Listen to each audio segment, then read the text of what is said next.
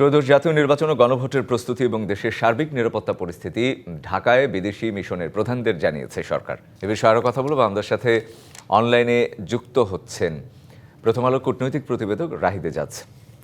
রাহিদ এজাজ, আপনাকে স্বাগত আমাদের আয়োজনে। আমি যেটি বলতে চাই শুরুতেই, যে বরাবরই যেটি বলা হচ্ছে যে অবাধ ও সুষ্ঠু নির্বাচনের প্রস্তুতির কথা, এই ব্রিফিং কি আসলে সেই প্রস্তুতিতে কোনো ধরনের ইতিবাচক ভূমিকা রাখবে কিনা?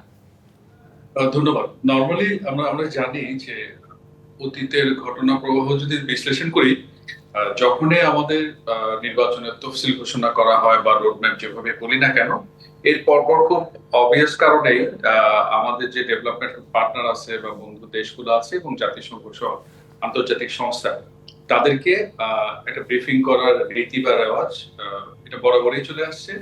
তো আজকে আপনারা যে খবরটি দেখালেন দুপুরে, যেটা পর্দায় হয়েছে, এটি তারই একটা অংশ।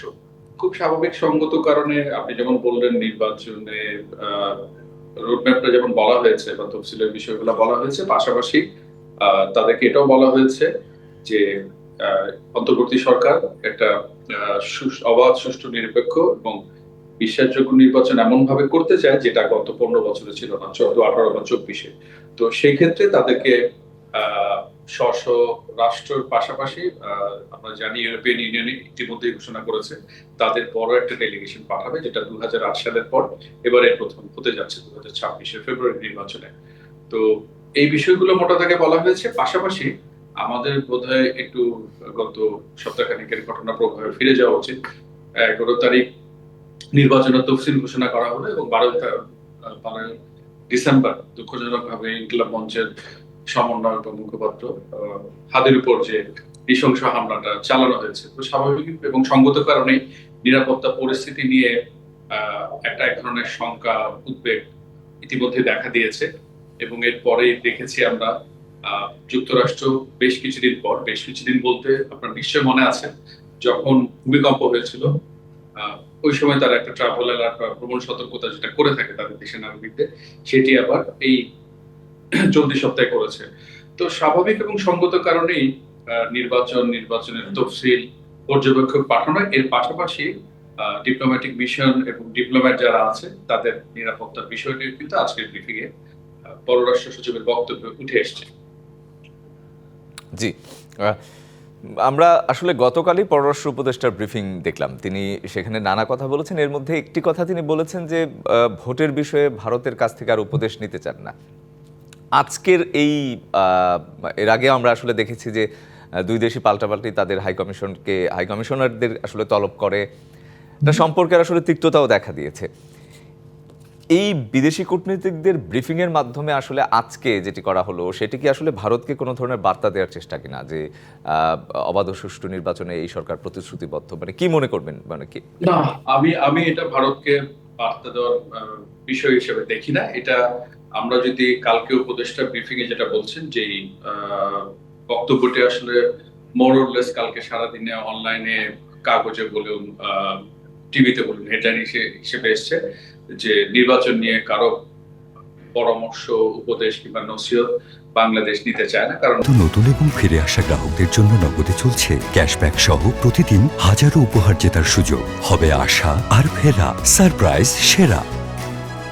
বাংলাদেশের অন্তর্বর্তী সরকার প্রথম দিন থেকে বলে আসছে একটা ভিন্ন ধরনের উৎসবমুখর আবহে একটা অবাধ সুষ্ঠু নির্বাচন করতে চায়। তো সেই জায়গাতে ইন্ডিয়া বাংলাদেশ রিলেশনের ডিনামিক্সটা আজকে এখানে ব্রিফিং এর মূল উপযোগ্য বা কোনোভাবেই ছিল না।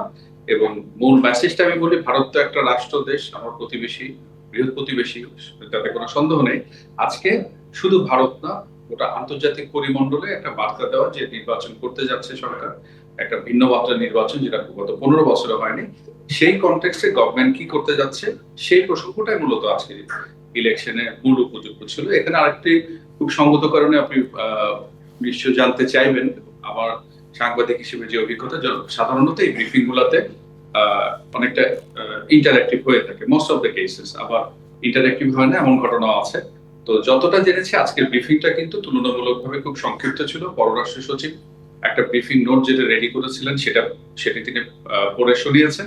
এই পড়ে শোনার পর প্রশ্ন উত্তর পর্বে যতটা জেনেছি, রাশিয়ান অ্যাম্বাসেডর একটা প্রশ্ন করেছেন, সেই প্রশ্নের ইস্যুটা ছিল ইলেকশন অবজারভার রিলেটেড। তিনি জানতে চেয়েছেন বাংলাদেশ সরকার যে নির্বাচনে বিদেশি পর্যবেক্ষকদের আহ্বান জানাচ্ছেন সেজন্য কি ফর্মাল ওয়েতে কোনো চিঠিপত্র দিবেন, নাকি ফরেন সেক্রেটারি মিটিং এ যেটা তাদেরকে কল করলেন সবার প্রতি সেটাকেই তারা গণ্য করবেন? ওই সময় পররাষ্ট্র সচিবের উত্তর ছিল যে ব্রিফিং এ আহ্বানটা জানাচ্ছেন সেটাকেই আপনার আনুষ্ঠানিক আমন্ত্রণ হিসেবে গণ্য করতে হবে। এখানে আরেকটা বিষয় বলতে প্রাসঙ্গিকভাবে বলে রাখা যায়, আজকে নির্বাচন কমিশনে একটা নোটিশ বা সার্কুলার মতো জারি করেছেন, যেটা বিদেশি পর্যবেক্ষক এবং বিদেশি সাংবাদিকদের ক্ষেত্রে প্রযোজ্য।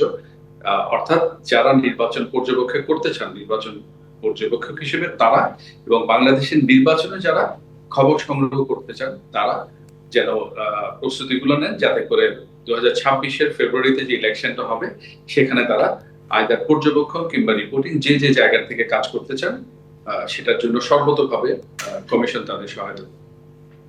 জি, একদম সংক্ষেপে যদি জানতে চাই যে এই এই এই ব্রিফিং এর পর আসলে কূটনীতিকদের আসলে মানে তাদেরকে যে ব্রিফ করা হলো সেটি আমরা আপনার মাধ্যমে জানলাম যে ঠিক কোন ধরনের আলোচনা হয়েছে। এর বাইরে কি আসলে আর কিছু জানতে পেরেছেন কিনা? একদম মানে না, এর বাইরে খুব একটা জানতে পারিনি, কিন্তু যেটা একটু আগে বলছিলাম, যত বেশি প্রশ্ন উত্তর হয় সেই প্রশ্ন এবং উত্তরের মধ্যে পরিস্থিতিটা পরিষ্কার হয়ে যায়। যেহেতু খুব বেশি প্রশ্ন তারা করেননি, তাতে করে খুব স্বাভাবিক এবং সঙ্গত কারণেই হয়তো প্রশ্ন উঠতে পারে যে তারা সেটাতে কনভিন্স কিনা বা তাদের আগ্রহ কম কিনা।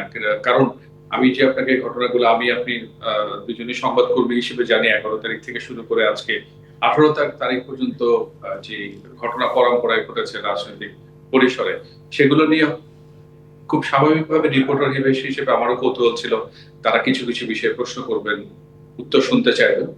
তো তারা যে খুব বেশি প্রশ্ন করেননি সেটিও আমাকে একটু অবাক করেছে, বিশেষ করে বর্তমানে আমরা যে অবস্থায় এসে দাঁড়িয়ে আছি পলিটিক্যাল ল্যান্ডস্কেপে, বাংলাদেশের কনটেক্সটে। রাহিদ আজাদ, অসংখ্য ধন্যবাদ আমাদের সাথে আজকে যুক্ত হয়ে সময় দেওয়ার জন্য।